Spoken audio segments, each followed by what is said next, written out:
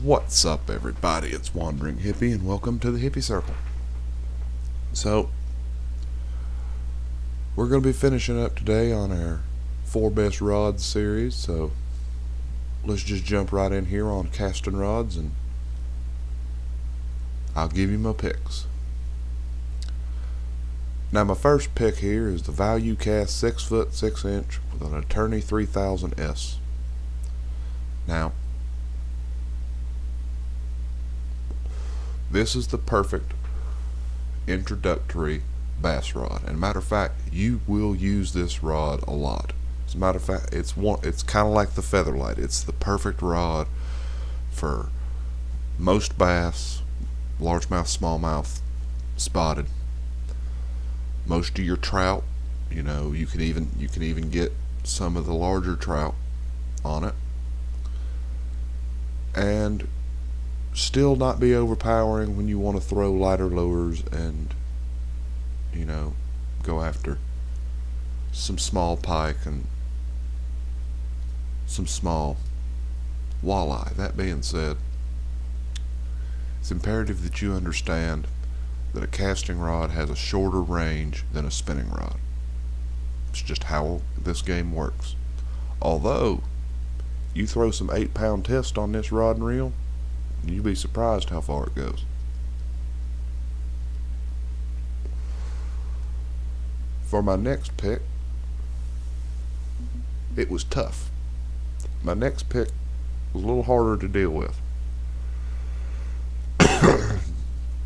Because part of me wanted to put the Jester here.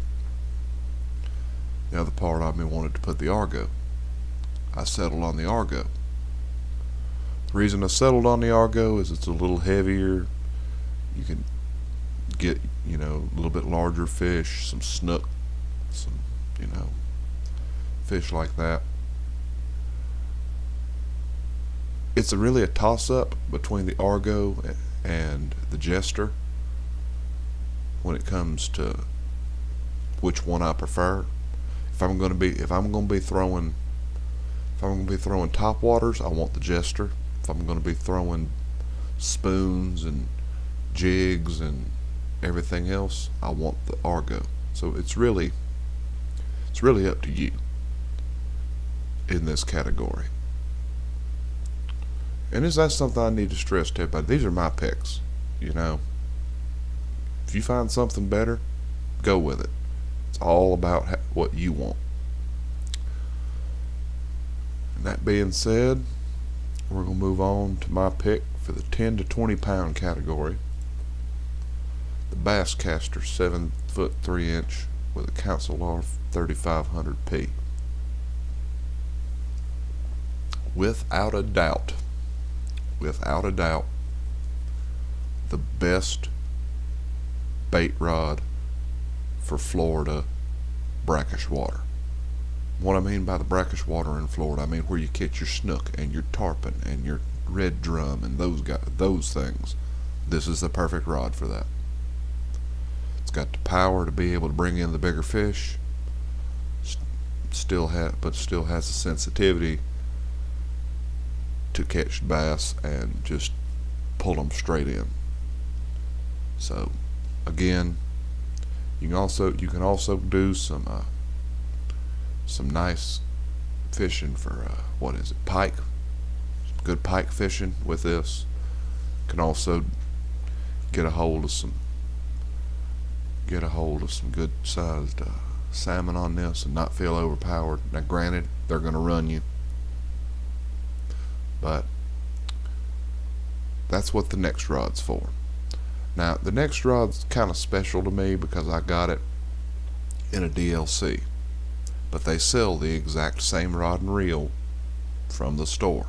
So without further ado, the Galaxy Cast 511 and the Vortex 7000. Throw you some 32-pound test on this bad boy and just have a field day. Catch all the pike you want, catch all the salmon you want, catch all the everything that you want.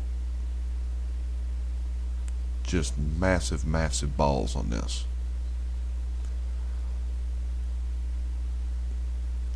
Now,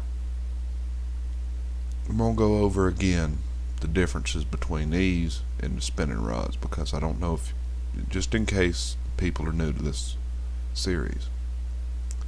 Spinning rods throw lighter lures,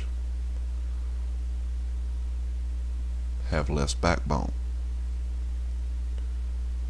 but the upside is you cast farther, and the reels could normally hold more line.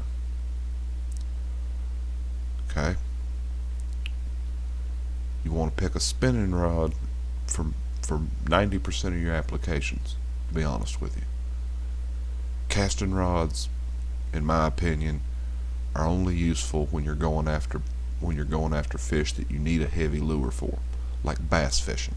Bass fishing, you're always going to want a casting rod over a spinning rod, unless you're trying to hit a specific area that's further away than around 150 feet. So keep that in mind. Another thing you want to keep in mind is that your rod and your reel and your line should always balance. You see here on this 35-pound rod, I've got a 32-pound reel, a 33-pound reel, and I'm going to put 32-pound line on it. Your line should always be your weakest link to avoid tearing any of your tackle up. And the last tip I'm going to give y'all is to be patient. Just be patient. Don't be in a huge hurry to catch a bunch of big fish. Don't be in a big hurry to catch anything. Take your time.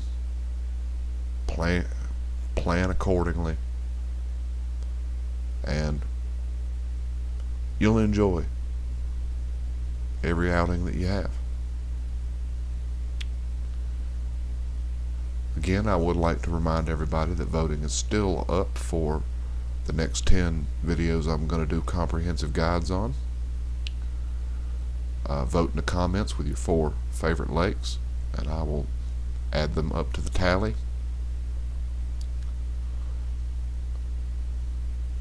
Take a subscriber fishing. Still looking for a volunteer. Join the Discord or email me directly to volunteer for that. We'll get together and work on a time schedule for it.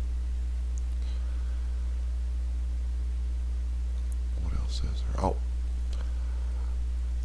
please like and subscribe to be entered into the $5 Steam card giveaway. Going to be doing the drawing at 500 subscribers. Take care of yourselves, and as always, I will see y'all on the water.